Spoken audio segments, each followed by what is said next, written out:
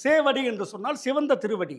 சிவந்த திருவடி கொண்ட முருகப்பெருமானை எங்கும் இருக்கிறார் என்பதை அறிந்து கொண்டு அவர் இருக்கும் இடமெல்லாம் நாடிச் சென்று, செம்மல் உள்ளமோடு என்று சொன்னால், செம்மையை நினைக்கக்கூடிய நல்ல உள்ளத்தோடு, சிறந்த குணம் படைத்த உள்ளத்தோடு, நலம் புரி கொள்கை புலம் புரிந்து உறையும். பிறருக்கு நன்மை செய்ய வேண்டும் என்ற கொள்கையோடு, நான் இப்பொழுது இருக்க நிலையிலிருந்து மேலே உயர வேண்டும் என்ற எண்ணத்தோடு சென்று அவரை நீ வணங்குவேயானால், நீ அவ்வாறு உடனேயே நீ நினைத்த உடனேயே நீ நினைத்த வண்ணம் நீ நினைத்த வினையை அடைவாய், அந்த செயலை பெற்று விடுவாய், நீ நினைத்ததை விரும்பியதை அடைந்து விடுவாய் என்று நசை வாய்ப்ப. என்றால் இனிமை, நசை என்றால் விருப்பம், வாய்ப்பு அது உடனே உனக்கு வாய்த்து விடும் என்று சொல்கிறார்.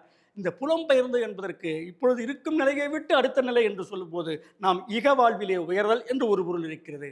மற்றொரு பொருள், இப்பொழுது இருக்கக்கூடிய இந்த நிலையாகிய பிறவி எடுக்கக்கூடிய இந்த நிலையிலிருந்து பிறவா பெருநிலையாகிய முத்திகை பெற வேண்டும் என்று விரும்பினால் அதுவும் கிடைக்கும். முருகனை வணங்கினால் இகலோகத்திலே எல்லா விதமான இன்பங்களும் வளங்களும் கிடைப்பதோடு பரலோகத்திலே இருக்கக்கூடிய அந்த பெருமையான செல்வமும் கிடைத்துவிடும், உடனே கிடைக்கும். அதற்கு உத்தரவாதம் இறைவனுடைய முருகப்பெருமானுடைய திருவடி என்பதை இங்கே பதிவு செய்திருக்கிறார் நக்கீரர்.